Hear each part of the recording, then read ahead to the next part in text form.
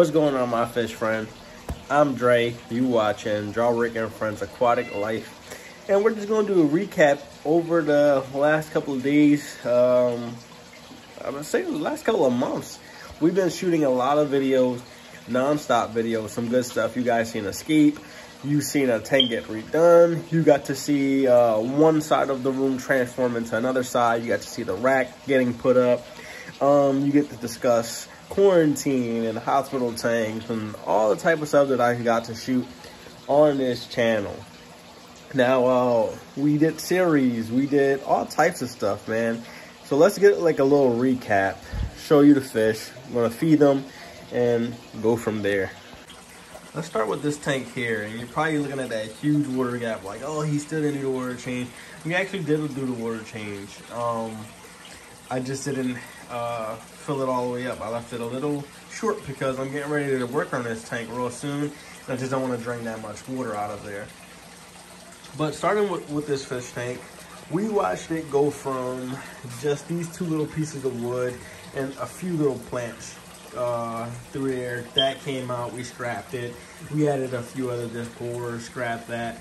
And now we got this little look with the little rocks on this side and the wood on this side. And the plants have been doing really great in this fish tank to the point where they're growing so many roots that they're just coming out.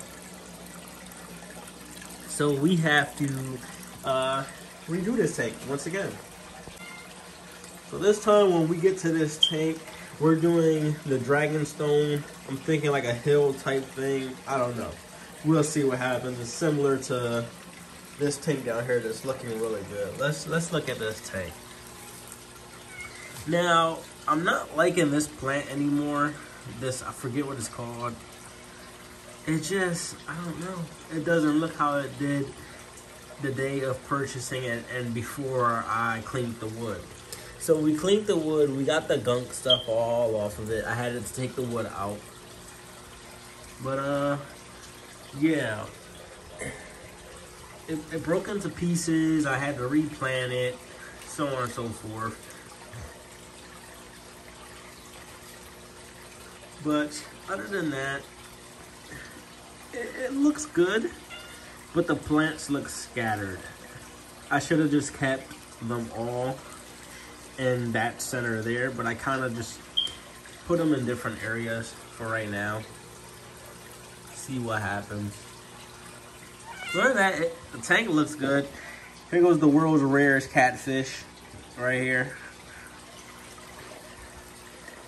I like this plant right here.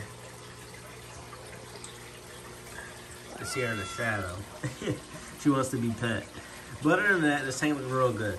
We got the almond leaves. We got the tall grasses up in the front. Driftwood. We got the clay-like freaking stone.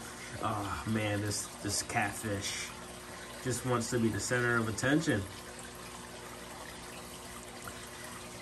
We got the quarantine tank that's ready for fish. We ordered them, like I said. We're waiting to put them in. We got the racking system here. Now, I'm gonna show you the other side. I was telling y'all I wasn't gonna show y'all, but we've been working over here. We cleared out our little vacuum to suck up off of the rest of the little dirt. We got rid of one of the little drawers that was holding a tank at one point in time. This is just all the junk. This tank, I'm letting the water drain a little bit because the two plecoses will be going inside the quarantine tank along with the shrimps. I said shrimps. The snails. I'll be replanting those plants on top of that tank there. And then emptying those out. This will be getting trashed, the little wood thing the tanks are in. This one is going to get trashed as well. I'm going to be buying another one of these to be sorting our medicines, our fish food, so on and so forth. I just got fish stuff all over the place. So we're working on this side. We're working on this side. That's getting junked, throwing that out. This side of the basement is going to get fixed up. Now we talked about the racking system on how we're going to set it up over on that side. That is coming. I already have some of the racking system right here that we'll be putting up. So So that was just a recap of how the tanks are doing, how they're looking. We ordered 12 neon tetras, 2 German blue rams, and 4 Cory cats. They'll be quarantining in this tank. And then after 14 days of quarantine, I will introduce the 4 Cory cats. And then after a couple of days of seeing them there and then a water change, we'll introduce the other 2 German blue rams. And then the last but not least, we'll go the 12 neon tetras. So almost about 4 weeks of me introducing fish into that tank. And once the tank gets really stable and I can manage the water levels and the ammonia, I might add secret fish into this tank. Drop a comment down below to tell me what you think that fish is. As for this tank here, when it goes through the rescape, the same fish are staying here for a short amount of time because I got a 55-gallon fish tank that's coming in.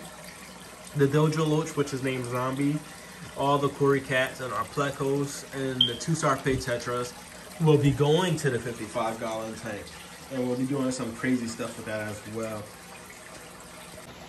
The racking system is going to contain 2 55-gallon fish tanks, and then a couple 40 breeders, and then a bunch of 20 longs and 10-gallon tanks for breeding purposes and quarantining in the hospital tank for fish that might be a little hospitalized for maybe injuries or sicknesses that takes some time to heal.